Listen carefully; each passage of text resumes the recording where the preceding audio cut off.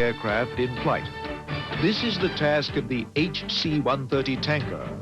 The HC-130 has special pods on the wings which tow a low-speed fueling drone. The HC-130 is specially configured to allow it to operate safely at night, refueling the Special Operations helicopters covertly.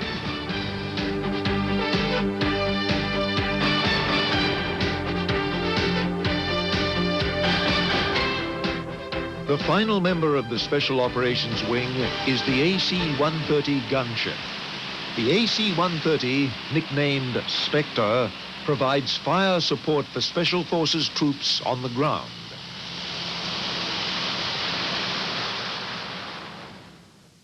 Well, I think the most distinguishing capability that we have is the precision accuracy of the firepower that we can deliver. And I'll be quite honest with you, the ground forces love this airplane because it can deliver the firepower very close to its position, and the issue of fratricide is minimal because of the accurate delivery power we have with this airplane. Firepower will return on the Discovery Channel. GI Diary, Thursdays at 8:30 Eastern, only on the Discovery Turns on the Discovery Channel.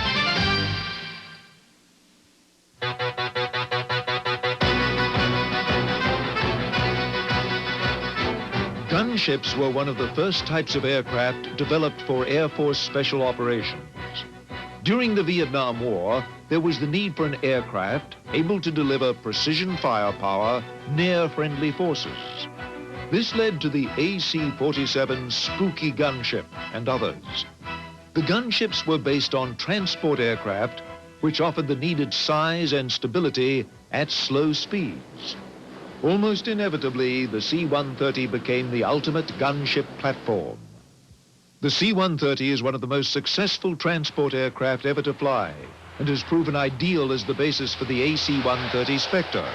Its specialty is the delivery of pinpoint firepower. It's a very good airplane to fly. It's very forgiving. It takes a lot of crew members, obviously, to get it moving in the right direction.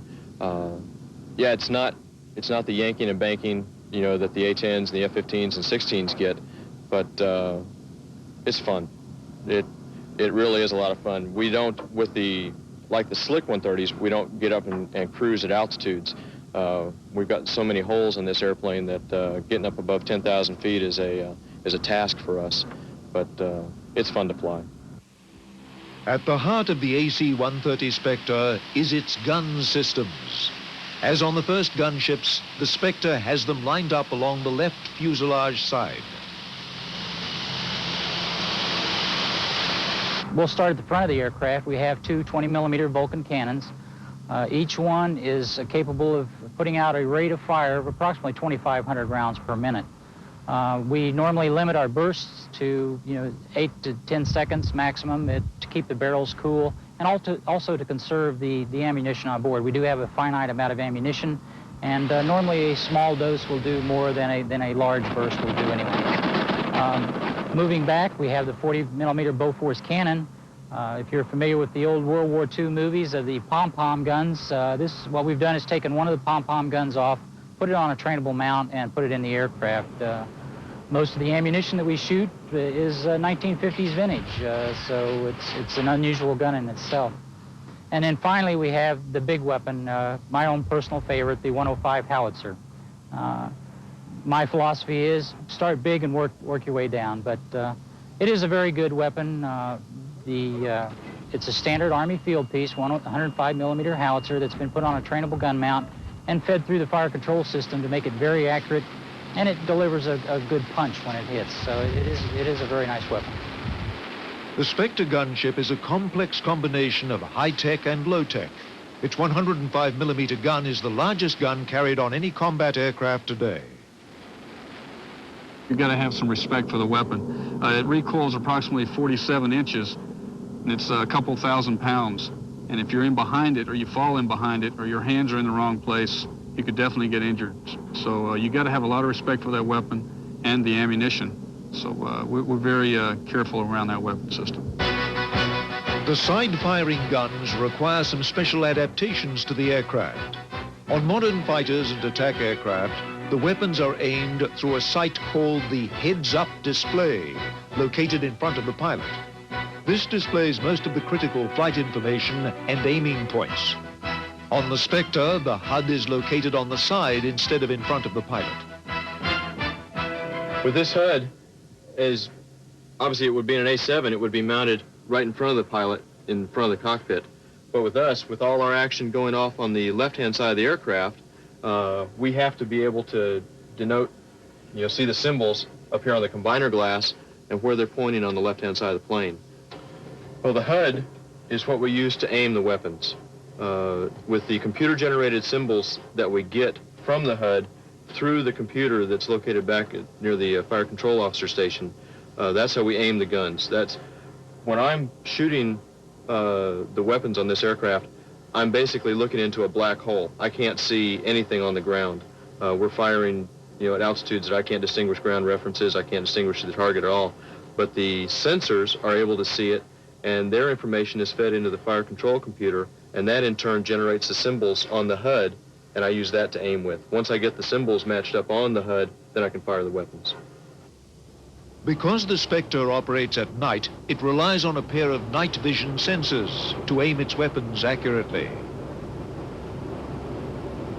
We're primarily a night aircraft, as you've talked about, and being such, we're equipped with an infrared sensor, which you can relate it to a television camera that works off of heat sources versus the light spectrum, and it's very capable. It allows us to operate in a very dark night without any light source.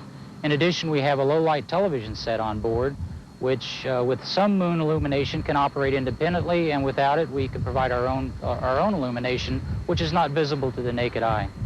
Those two unique capabilities gives us the eyes in the sky, and those sensors are tied directly into our fire control system. If you could imagine that with the tie-in that we have, where the sensor looks, the gun looks. And that makes it a very, very accurate nighttime resource. The reason the gunship can deliver its firepower with such accuracy depends on tactics as well as technology. The location of the guns along the side of the aircraft permits the crew to use a special tactic, the pylon turn, which permits particularly consistent accuracy.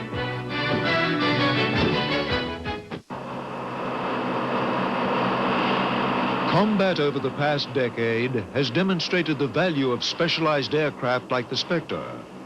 During Operation Just Cause in Panama, one of the primary targets was the Comandancia headquarters. Ordinary bombing attack was ruled out due to the proximity of civilian housing. The Spectre gunships were called in to do the job. Firepower will return on the Discovery Channel.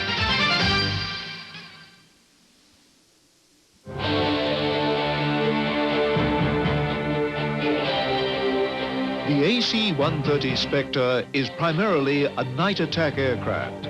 There's very good reason for this. Since it is based on a transport aircraft, it is big and slow. Its pivot turn maneuver gives it great accuracy, but makes it a very predictable target for enemy gunners. To minimize the risk to the crew and aircraft, it flies at night when it cannot be seen by the enemy. To operate effectively and accurately at night, very sophisticated night sensors are needed. The night sensors are used to search for targets. The forward-looking infrared sight can detect targets even on the blackest of nights. It picks up the tiny differences in heat between a human or a machine, which are slightly warmer than the background of earth or foliage. The key to the accuracy of the gunship is the careful coordination of the sensor operators, the fire control officer, and the pilots. The sensor operator is primarily responsible for target detection, okay? The navigator gets us in the tactical working area, and the sensor coordinates with the fire control officer and navigator for target acquisition and firing on the target. Once the target is located, the data is passed on to the fire control officer. The data is loaded into the aircraft's ballistic computer, which calculates the proper ballistic trajectory and feeds an aim point to the pilot. When the symbols on the HUD match up, the pilot can squeeze the trigger. But the pilot's decision to fire must be verified by the sensor operator to make sure that the guns are aiming in the right direction.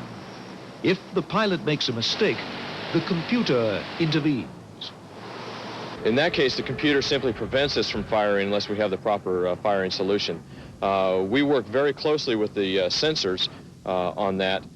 Whichever sensor we're using, the TV or the infrared, it's kind of a chicken and egg question. The pilot pushes the trigger, and then when the sensor determines that he is locked on to the target, and the gun is at that point following the camera around, they are locked in by the computer.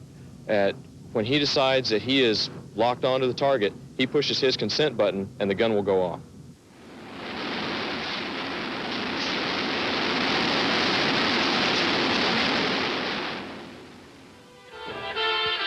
The might alone cannot protect the Spectre.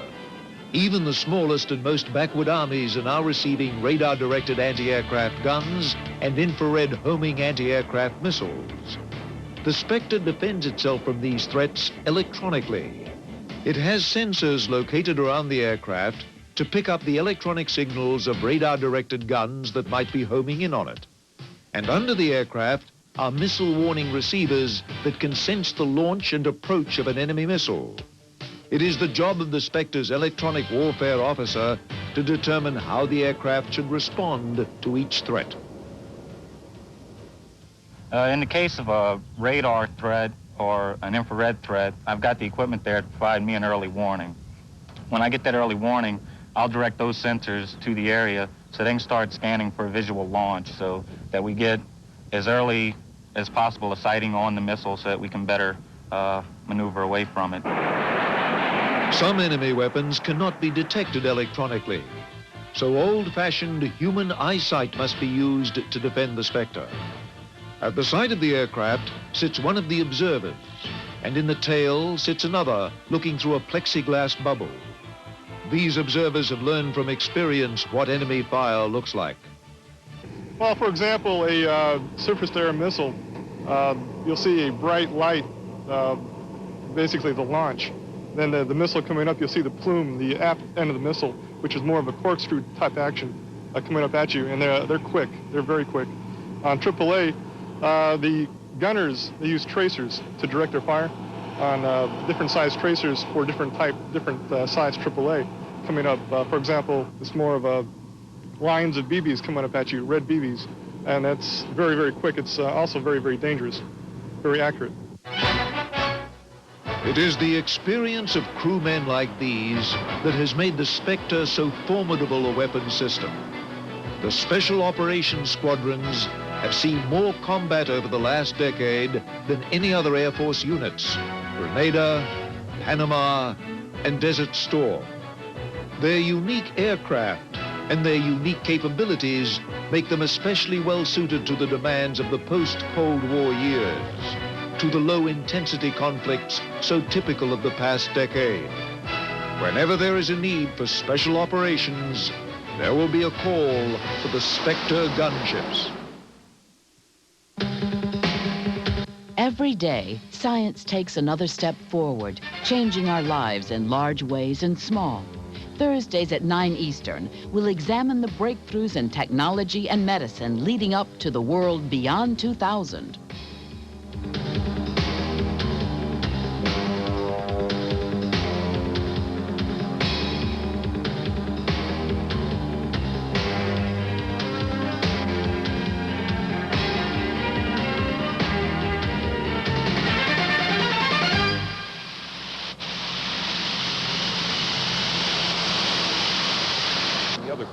Watching the old birds go. John Bass was there for the final flight.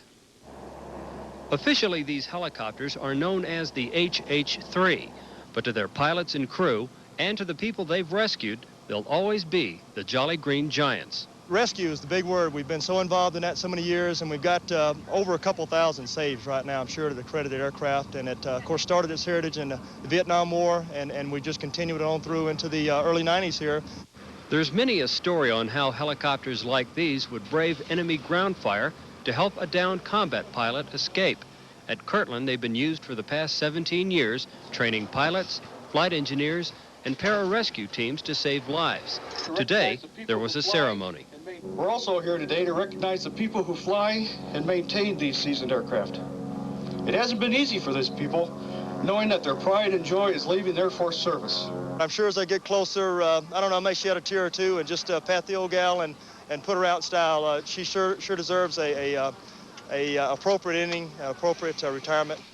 The Jolly Greens are being replaced by something newer and more powerful. Got it all cocked up, huh? Looks good. Yes, sir. Okay. Clear.